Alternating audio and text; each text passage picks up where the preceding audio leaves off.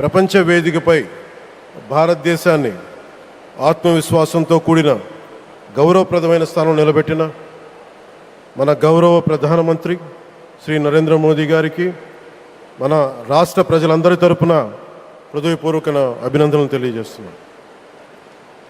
వేదికపైన ఆసీనులైన honourable governor of Andhra Pradesh Shri Abdul Nazeer గారికి,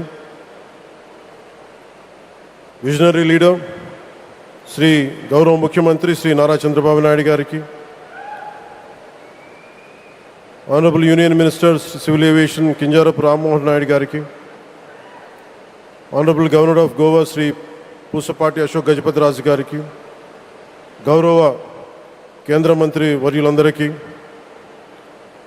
సోదర సమానులు శ్రీ నారా లోకేష్ గారికి, ఈ కార్యక్రమానికి విచ్చేసిన గౌరవ మంత్రివర్యులు, పార్లమెంట్ సభ్యులు, శాసనమండలి సభ్యులు, శాసనసభ్యులు, విశిష్ట అతిథులు, ప్రజాప్రతినిధులు, ప్రభుత్వ అధికారులు, మీడియా మిత్రులకి అందరికీ, భారీ సంఖ్యలో విచ్చేసిన ప్రజలందరికీ, అలాగే ఈ వేడుకను వివిధ మాధ్యమాల ద్వారా వీక్షిస్తున్న ఆంధ్రప్రదేశ్ ప్రజలందరికీ, దేశ విదేశాల్లో ఉన్న భారతీయులందరికీ నా హృదయపూర్వక నమస్కారాలు తెలియజేస్తున్నాను.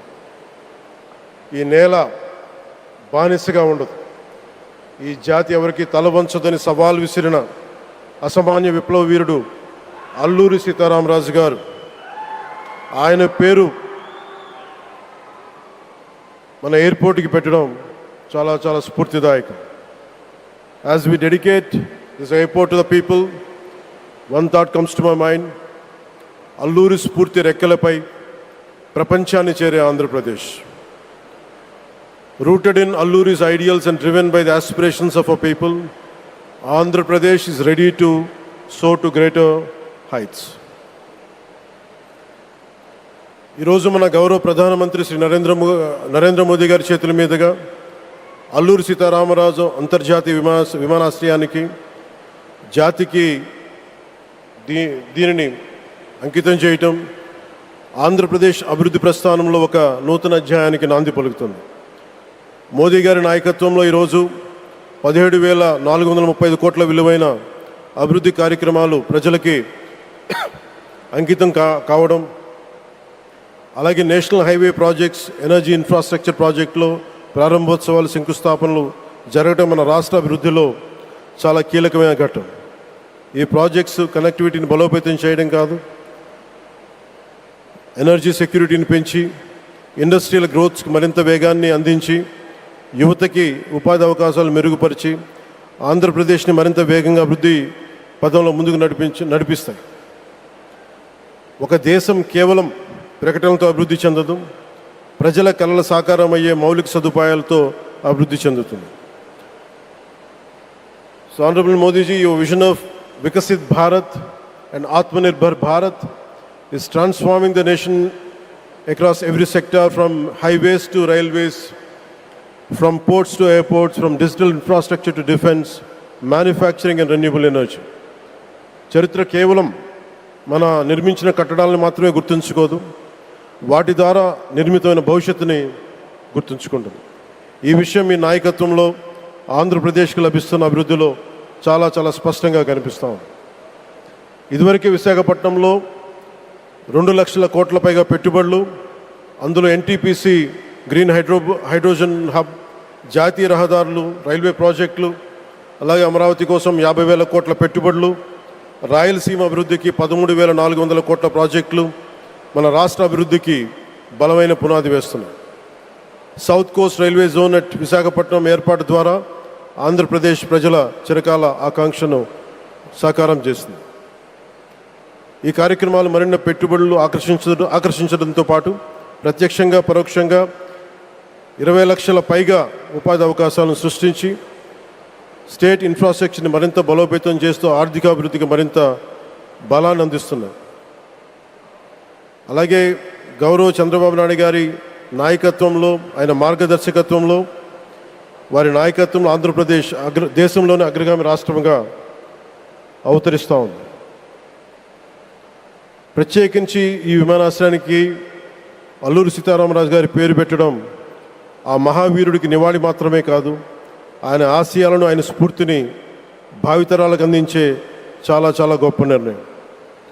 జి మల్లికార్జునరావు గారు, జిఎంఆర్ అందరూ ప్రేమగా పిలుచుకున్న జిఎంఆర్ గారు, వారు దీన్ని కట్టడం, శ్రీకాకుళం జిల్లా నుంచి వచ్చి, రాజాం నుంచి వచ్చి శ్రీకాకుళం వెనుకబాటుతనానికి ఆయన కృషిని ట్రస్టుల ద్వారా అందిస్తూ ఆయన నేతృత్వంలో, ఆయన నాయకత్వంలో ఎయిర్పోర్ట్ నిర్మించడం మనందరికీ చాలా చాలా గర్వకారణం.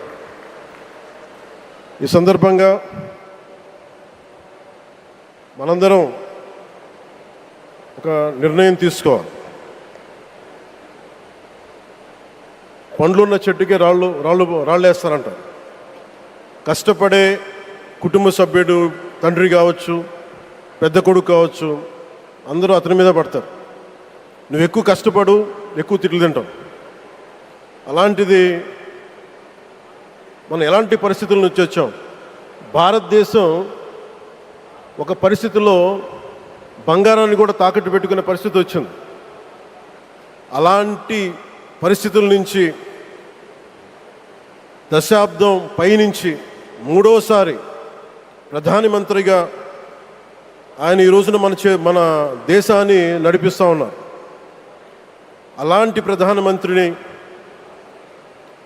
చాలామంది ఆయన మీద మాట్లాడుతూ ఉంటే, ఆయన్ని అనకూడని మాట్లాడుతూ ఉంటే నా గుండె కదిలించేసింది, నా కన్నీళ్ళు వచ్చినాయి, బాధ వచ్చింది. దేశం కోసం కష్టపడే వారికి చివరికి మనం ఇచ్చేదేం. కొత్త తరానికి ఏం తెలుసు? ఆయన పడ్డ కష్టం.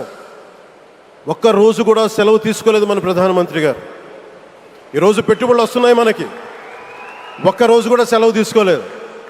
శత్రు దేశాలు, మన అభివృద్ధికి ఈర్ష్యపడే పశ్చిమ దేశాలు, వీటన్నిటినీ తట్టుకొని ఒకవైపు విదేశాల్లో ఉండే శత్రువులతో పోరాడాలి, దేశాన్ని అభివృద్ధి పదంలో తీసుకెళ్దామంటే అంతర్గత శత్రువులతో పోరాడాలి. అలాంటి వ్యక్తికి మనం ఇవ్వగలిగేది కేవలం మేమున్నాం మీ వెంట, మీ మీద మాట పడితే అది మా మీద పడ్డట్టే, అదే మనం వారికి ఇవ్వాల్సింది. నిజంగా ఆయన జంతర్ మంత్రులు అన్ని మాట్లాడుతూ ఉంటే నేను ఈ రోజున ప్రధానమంత్రి గారికి ఒకటే ఇస్తున్నాను, మిమ్మల్ని కొట్టే నాయకుడు లేడు ఈ భారతదేశంలో, రాబోడు. కానీ మీరు పడ్డ శ్రమ, మీరు పడ్డ కష్టం ఎవరు తీసుకోలేరు. ఎన్ని బాధలు పడ్డా, ఎన్ని దెబ్బలు తిన్నా ఈరోజు మనం గర్వంగా చెప్పుకుంటున్నాం. మన ఉత్తరాంధ్రకి ఎయిర్పోర్ట్లు వచ్చినాయి, ఇన్ని లక్షల పెట్టుబడులు వచ్చింది ఆంధ్రప్రదేశ్కి. కానీ ఇవన్నీ తట్టుకొని చెయ్యాలి అంటే 144 కోట్ల తాలూకు ప్రజల ఆకాంక్షల్ని ఎంతోమంది వెనక్కి లాగుతున్నా, ఒకళ్ళు ముందుకు తీసుకెళ్లాలంటే ఎంతమంది తిడుతున్నా, విమర్శిస్తున్నా తీసుకెళ్తున్నారంటే ఒకే ఒక్క నాయకుడు ప్రధానమంత్రి శ్రీ నరేంద్ర మోదీ గారు. నేను ఎందుకు తపన పడ్డాను, నేను అలయన్స్ కోసం ఎందుకు తపన పడ్డాను, మీ నాయకత్వం మాకు కావాలి ఎందుకు తపన పడ్డానంటే, ఈరోజు ఎయిర్పోర్ట్ ఆపేశారు. ఒక చిన్నపాటి ఎర్ర బస్సు కూడా రాని చోట ఎయిర్పోర్ట్ అవసరం లేదన్న వ్యక్తులకి సమాధానం ఇదే. ఇన్ని వేల మందికి ఇన్ని వేల కోట్ల పెట్టుబడి వచ్చింది అంటే, ఆశీస్సులు కావాలంటే దేశం కోసం నిలబడే నాయకుడికి మన అండగా ఉంటే ఏం జరుగుద్ది అంటానికే ఈ భోగాపురం ఎయిర్పోర్ట్ ఈరోజు ప్రారంభోత్సవం నిలువెత్తు నిదర్శనం. ముఖ్యంగా 25 సంవత్సరాలు లోబడి ఉన్న